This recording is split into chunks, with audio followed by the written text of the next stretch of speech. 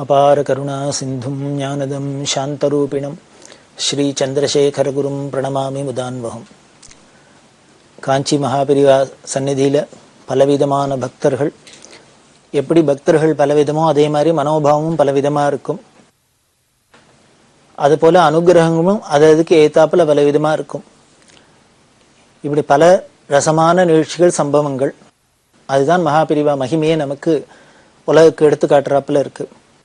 பெரியவா தேனம்பாக்கம்ங்கிற இடத்துல இருக்கிறதே பெரியவா ஜெயந்தி, வைகாசி அனுஷம்.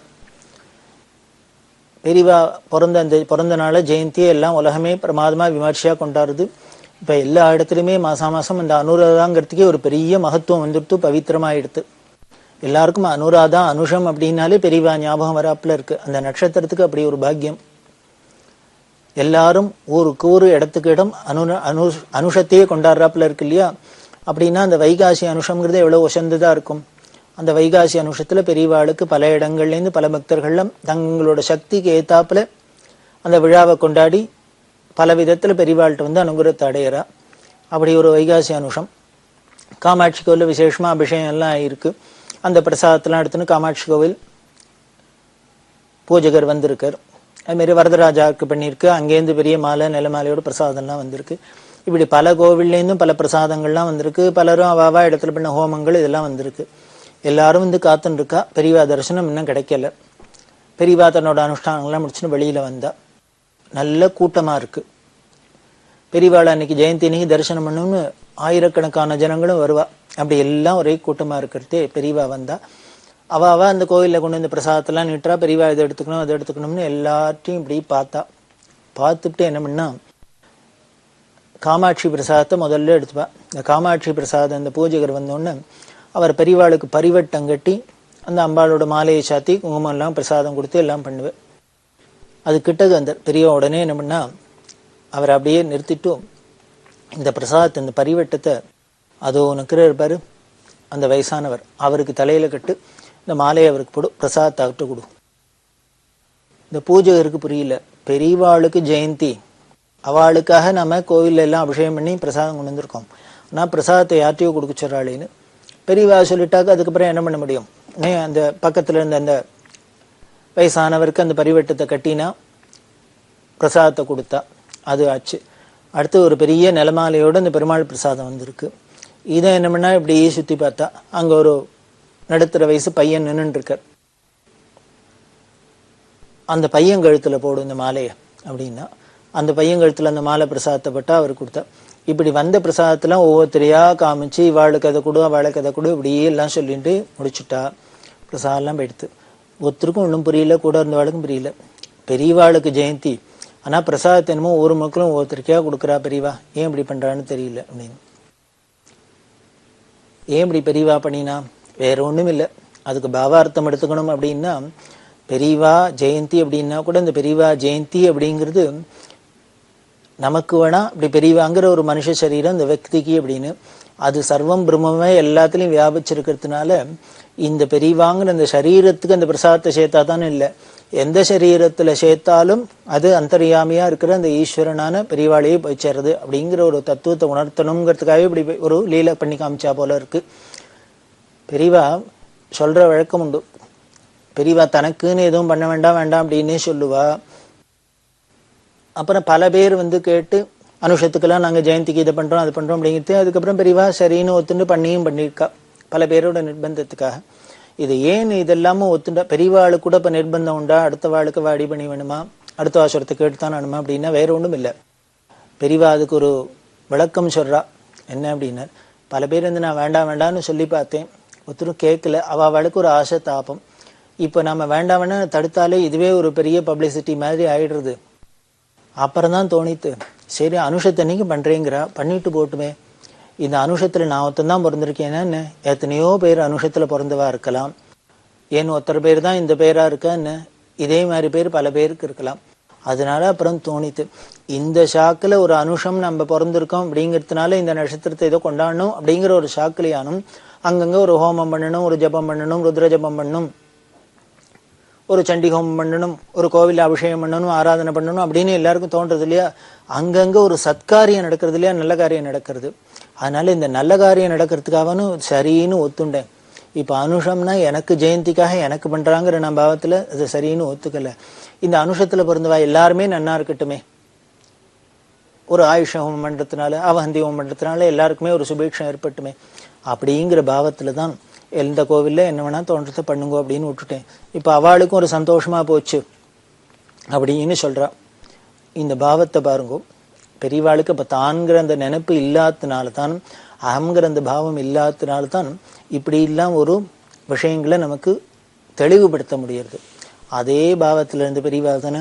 இப்ப அதனால அவருக்கு ஜெயந்தின்னு நாம எல்லாம் பண்ணி கொண்டு வந்து நாம நினைச்சுட்டா கூட பெரியவாத அந்த பாவம் இல்லாததுனால யாருக்கு பிரசாதம் கொடுத்தாலும் அவளுக்கு சர்வசகஜமா இருக்கு.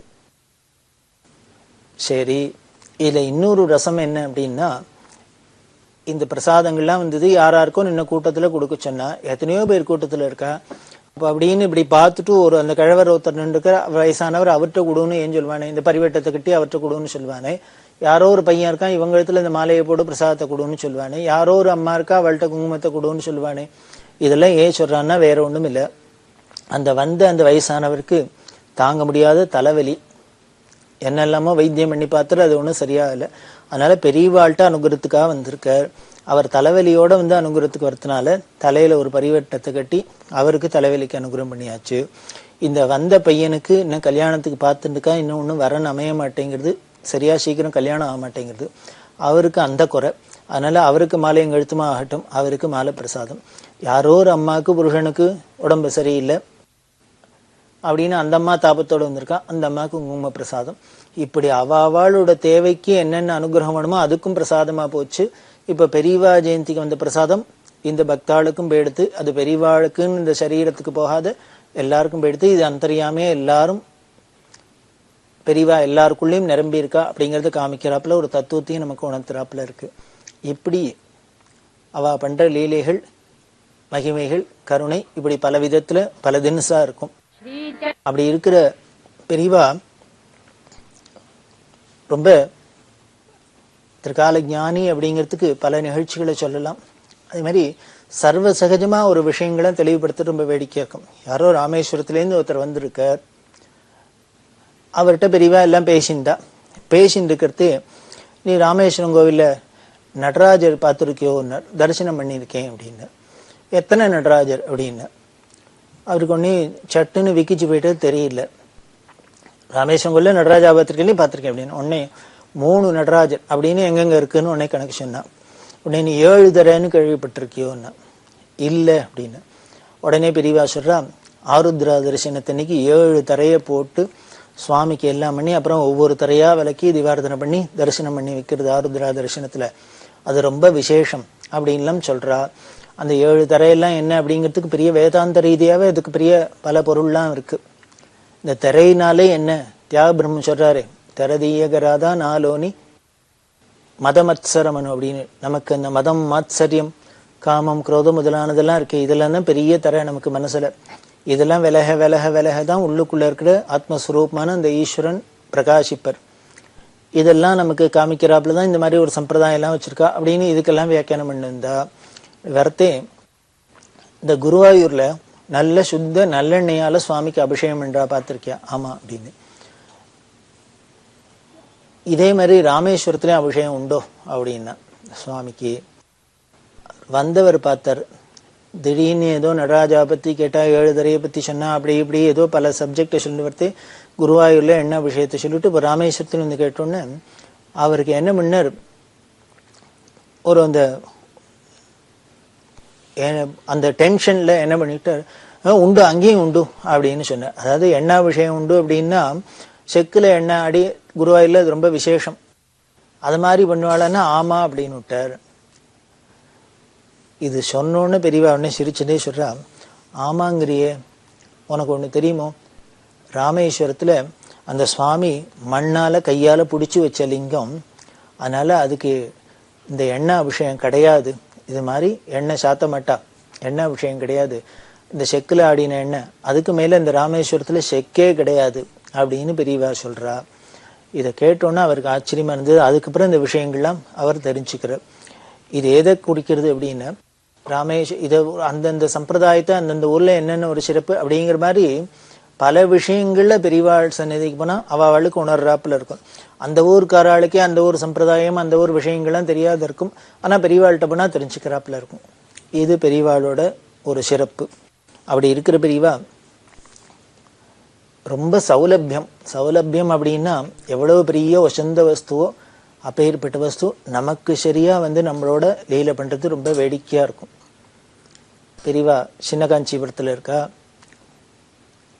அப்போ கணபதி கணபதி அண்ணா எழுத்தாளர், அவர் போய் தரிசனம் பண்ணிதார். அவர்கிட்ட பொறுத்தையும் பல விஷயங்கள் பேசின்னு பலதெல்லாம் இருப்பா. இப்படி ரசமா பேசின்னு இருக்கிறதே யாரோ ஒரு அம்மா தரிசனத்துக்கு வரவா, பல பேர் தரிசனம் பண்ணிருப்பா இல்லையா, அதுல யாரோ ஒரு அம்மா பாட்டு பாடுறா. அந்த அம்மாவுக்கு ஏதோ சங்கீதம் பாட்டு தெரியும் போலக்கு பெரியவா சன்னதியில பாடணும். இப்போ சில பேர் பாடுவா, சில பேர் ஸ்லோகம் சொல்லுவா, என்னெல்லாமோ அவளுக்கு தங்களுக்கு தெரிஞ்ச விதத்துல உபாசிப்பா, பக்தியை பண்ணுவா. இந்த அம்மா பாடுறதே ஒரு தியாகராஜ கீர்த்தனம், நீ சித்தமும் நிர்மலமை அப்படின்னு ஒரு தன்யாசிராகத்துல ஒரு கிருதி. அந்த பாட்டை பாடுறா. அந்த பாடி முடிச்சுட்டு அந்த அம்மா அந்தண்ட போறா. உடனே பெரியவா இவளுக்கும் தெரிஞ்சுடுத்து, நான் என்னங்கிறது என் விஷயம் இவளுக்கும் தெரிஞ்சுடுத்து அப்படின்னா. இது கணபதியோ இல்லையோ, அவர் உடனே என்ன தெரிஞ்சுடுத்து அப்படின்னு, இல்ல அவளும் என்ன பரியாசம் பண்ணிட்டு போறா பாரு அப்படின்னு. அவ என்ன பரியாசம் பண்ணி பாடி காமிச்சிட்டு போறா அப்படின்னு. கணபதிக்கு பிள்ளை பாவம், அந்த அம்மா ஏதோ பக்தியில ஏதோ தெரிஞ்சதை பாடிட்டு போறா, பெரியவா என்ன அவளை பரியாசம் பண்ணாங்கிறா அப்படின்னா, அவ என்ன அதுல பாடுறதே நிற்கா, குருடே பாஸ்கருடு குருடே பத்ருடு அப்படின்லாம் அந்த தியாகராஜ கிருதியில வருது. அந்த அம்மாவுக்கு பாவம் பாஷா ஜானம் அவ்வளவு போறல. இந்த குருடே பாஸ்கருடு குருடே பத்ருடு அப்படிங்கிற வார்த்தையெல்லாம் சரணத்துல வரத்துல என்ன பண்ணா, மூணாவது கு அப்படின்னு சொல்ல வேண்டியது ஒன்னாவது கூவா சொல்லிட்டா. அப்படின்னா குருடே பாஸ்கருடு குருடே பத்ருடு அப்படின்லாம் பாடுறா அந்த அம்மா. இதை பெரியவா இவரோட பேசியிருந்தா கூட அதையும் காதுல வாங்கியிருந்திருக்கா. அவ பாரு குருடேன்னு என்ன 100 தடவை சொல்லிட்டு போறா. அதனால எனக்கு கண்ணு சரியா தெரியலையோ இல்லையோ, அதனால நான் குருடுங்கிறத அவளும் பரியாசமா பாடி காமிக்கிறாப்புல என்ன குருடேன்னு சொல்லிட்டு போறா அப்படின்னு. கணபதிக்கு ஒரே சிரிப்பு வந்துடுத்து. அந்த அம்மா பாவம் ஏதோ பாஷை தெரியாத குருடேங்கிறத குருடேன்னு பாடியிருக்கா. இவர் அதை எப்படி அர்த்தம் பண்ணிக்கிறார் பாரு, குருடேன்னு நம்மள சொல்றாளாக்க அப்படின்னு. ஏன்னா அப்பதான் பெரியவாளுக்கு இந்த கண்ணு உபாதை இருந்து கண்ணாபரேஷன் ஆற சமயம். அப்ப பெரியவா சொல்றா, அவ சொன்னதும் வாஸ்தவம் தான், நான் குருடுதான், இல்லைன்னா கண்ணெல்லாம் ஆபரேஷன் பண்ணணுமா, குருடுதான். ஆனா இந்த வெளியில அகக்கண்ணு குருடா இருந்தா ஏதோ டாக்டரை வச்சு ஆபரேஷன் பண்ணி சரி பண்ணிட்டுலாம். ஆனா உள்ளுக்குள்ள புறக்கண்ணு ஒண்ணு இருக்கு, ஞான திருஷ்டி அப்படிங்கிற இந்த ஞானம்ங்கிறது. அந்த ஞான சூன்யமா இருந்தா அந்த ஞான கண்ணு இல்லைன்னாலும் அதுவும் பெரிய குருடு தானே. மனுஷனுக்கு எப்படி வெளிப்பார்வை இல்லை, இந்த வெளிக்கண்ணு சரியா இல்லைன்னா நம்ம குருடுன்னு ஒரு பெரிய தோஷமா நினைச்சுட்டு ஒரு வியாதியா நினைச்சுட்டு அதுக்கு வைத்தியம் பண்ணிக்கிறோமோ, அதே மாதிரி ஞானம்ங்கிறதும் நமக்கு இல்லை, அறிவுங்கிறதும் இல்லைன்னாலும் அதுவும் பெரிய குருடு தான். இந்த குருடுக்கானே யாரானும் கையை பிடிச்சி வச்சுன்னு போடலாம், இல்லை நம்ம ஒரு ஸ்டிக்கை வச்சுன்னு சரி பண்ணிட்டுலாம். ஆனா உள்ளுக்குள்ள இந்த அறிவுங்கிற குருடா இருந்துட்டோம்னா ஒன்றும் பழைக்கவே முடியாது. அதனால எனக்கு அதுல பார்த்தாக்க ஞான சூன்யம்னு சொல்றாப்புலையும் இருக்கு. அதை ஏதோ இந்த டாக்டர்கிட்ட சொல்லி ஆப்ரேஷன் பண்ணிக்கிறதுன்னு தெரியல, சரி பண்றதுன்னு தெரியல. அதனால இவ குருடுன்னு சொன்னாலும் அதுவும் பொருத்தமாதான் இருக்கு அப்படின்லாம் சொன்னா கணபதி சிரிக்கிற. யாரோ அந்த அம்மா பாவம் ஏதோ பாஷை தெரியாத குருடே பாஸ்கருடோ குருடே மித்ருடோலாம் சொல்ல போக பெரியவா இதுக்கு எப்படி வியாக்கியானம் பண்றா அப்படின்னு விட்டோம். அதுக்கப்புறம் கணபதி சொல்ல, இதுலேருந்து ஒண்ணு தெரிஞ்சுது, எந்த ஒரு சுவாமிகிட்ட போய் நம்ம ஒரு பாட்டுக்கிட்டு பாடி நம்ம ஏதோ சங்கீத இசை அஞ்சலி பண்ணணும் அப்படி இப்படின்னு நினைச்சுன்னு பண்ணினா கூட நமக்கு அதுக்கு உண்டான சரியான ஞானம் இருந்து அதுக்கு உண்டான அந்த பாஷா ஜானத்திலேருந்து எல்லாம் சங்கீத ஞானம் இருந்து பண்ணினோம்னா அந்த தெய்வத்துக்கு அது சரியா நம்மளோட பிரார்த்தனை போய் அதை அனுகிரகம் பண்ணும். அப்படி இல்லைன்னா இது மாதிரிதான் ஒன்னோட ஒண்ணு புரிஞ்சுக்கிறாப்புல இருக்கும்.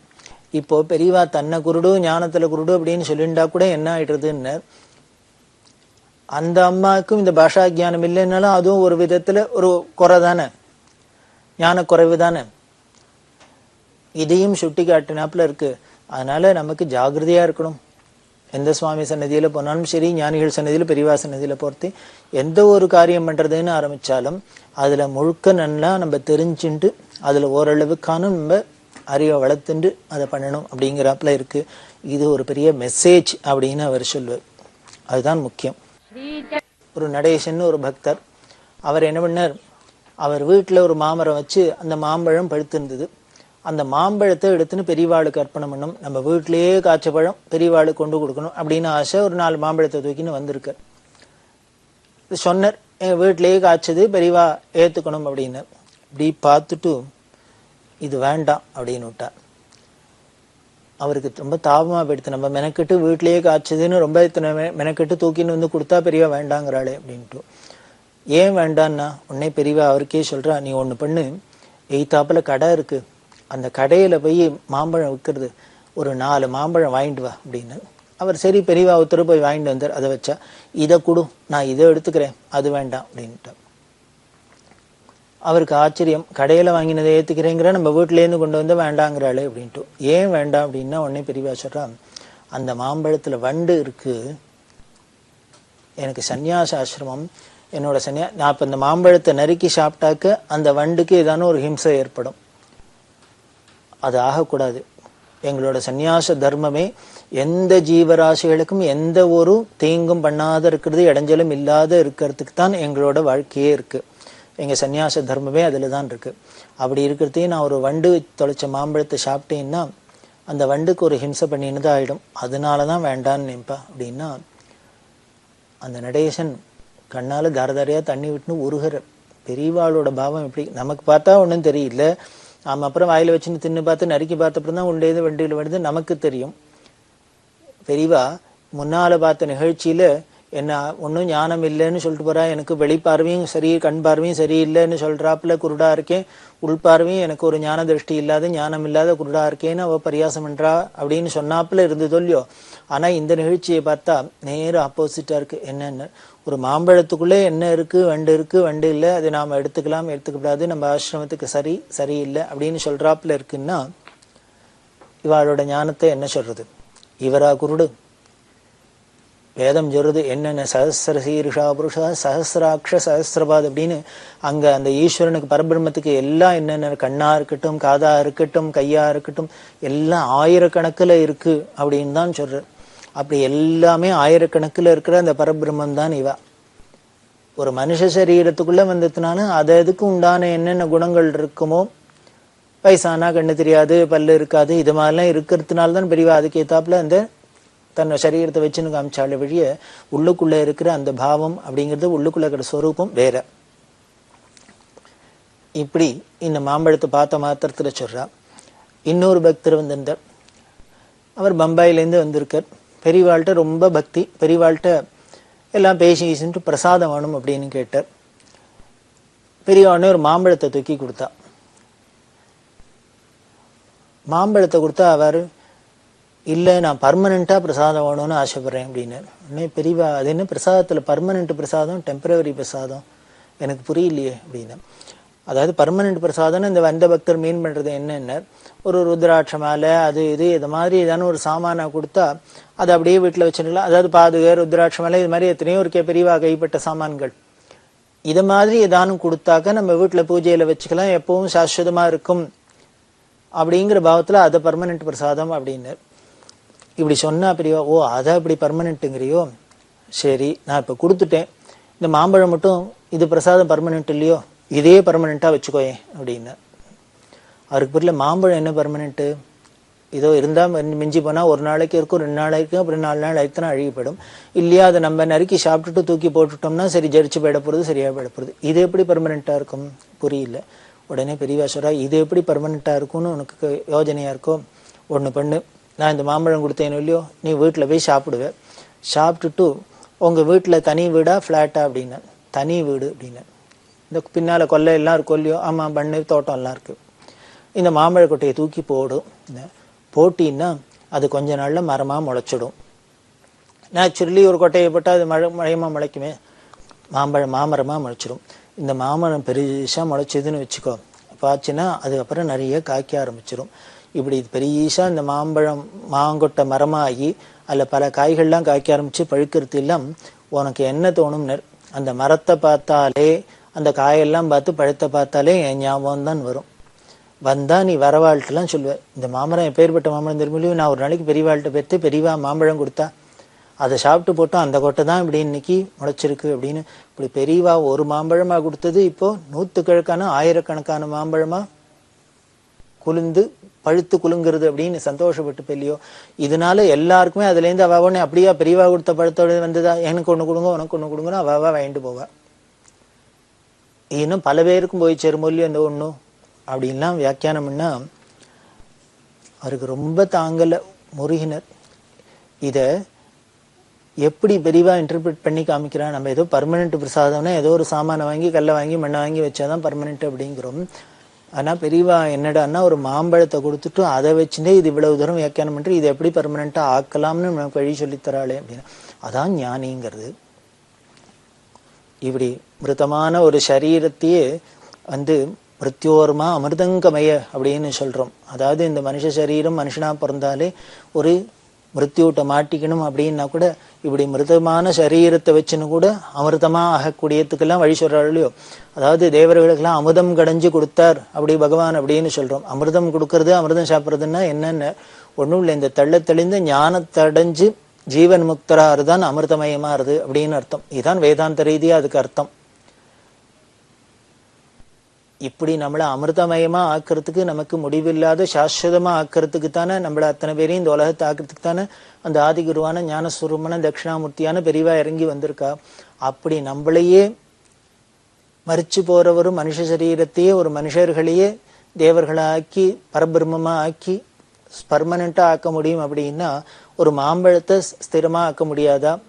ஒரு மாங்கொட்டையை கொடுத்து அதை பெருசாக்கி இதை ஒரு பர்மனண்ட் பிரசாதமா ஆக்கி காமிக்க முடியாதா? இதைத்தான் பெரியவாளோட மகிமைக்கு ஒரு உதாரணமா நாம எடுத்துக்கலாம். இப்படி எதை வேணா எப்படி வேணா பண்ண முடியும் அப்படிங்கிறது இதான் ஞானியோட பார்வைக்கும் அவளோட அனுகிரகத்துக்கும் நம்மளோட அஜ்ஞானத்துக்கும் உள்ள வித்தியாசம். இப்படி பல பேருக்கு பலவிதமான அனுகிரகம். இன்னொரு ஏழை பாட்டி, அந்த பாட்டி பெரியவாள்கிட்ட குறப்பட்டுண்டா. அவாவா பெரியவாளுக்கு என்னெல்லாமோ காசு பணத்தால செய்யறா, அதால செய்யறா, சரீரத்தால் செய்யறா, என்னெல்லாமோ கைங்கரியம் பண்றா. எனக்கும் இதான கைங்கரியம் பண்ணணும்னு ஆசை இருக்கு.